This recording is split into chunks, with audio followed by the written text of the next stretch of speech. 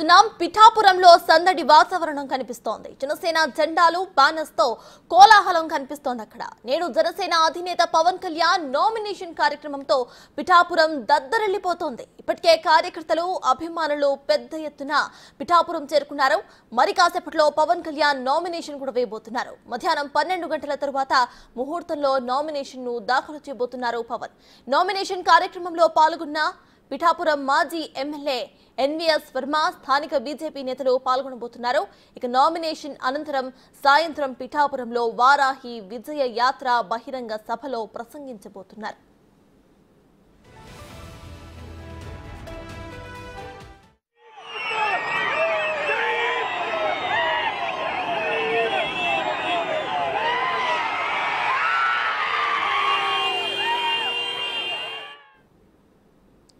దీనిపై మరిన్ని డీటెయిల్స్ మా ప్రతినిధి రాజేష్ అందిస్తారు. పిఠాపురం నియోజకవర్గం నుంచి జనసేన అధినేత పవన్ కళ్యాణ్ నామినేషన్ దాఖలు చేశారు. కొద్దిసేపు క్రితమే ఇక్కడి నుంచి పిఠాపురం చేపురంలో ఉన్న తన నివాస గృహం నుంచి భారీ ఎత్తున ర్యాలీగా బయలుదేరారు.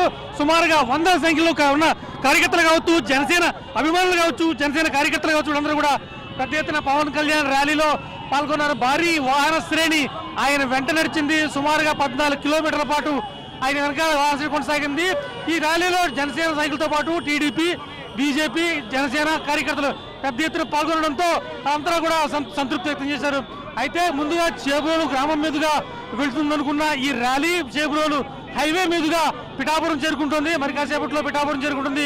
పిఠాపురం ఎండిఓ కార్యాలయంలో దీనికి సంబంధించి నామినేషన్ పత్రాలను 3 సెట్లను ఆయన సమర్పిస్తారు. ఇంచుమించుగా 15 కిలోమీటర్ల పాటు పవన్ కళ్యాణ్ ప్రజలకు అభివాదం చేసుకుంటూ ముందుకు సాగుతున్నారు. ప్రస్తుతం మనం ఆ విజువల్స్ ప్రత్యక్షంగా చూస్తున్నాం.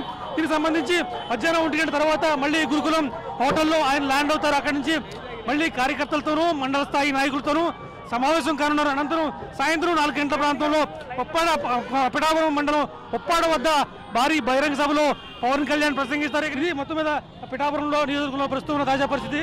అయితే సాయంత్రం 5 గంటల తర్వాత భారీ బహిరంగ సభ ఉండబోతోంది. ఇక్కడ తర్వాత రేపటి నుంచి కూడా పిఠాపురంలోనే ఉంటూ తన కార్యక్రమాలను మరింత వేగవంతం చేసే ప్రయత్నం అయితే పవన్ కళ్యాణ్ చేస్తారని చెప్పవచ్చు. ఇది ఇక్కడ ఉన్న పరిస్థితి. Over to studio.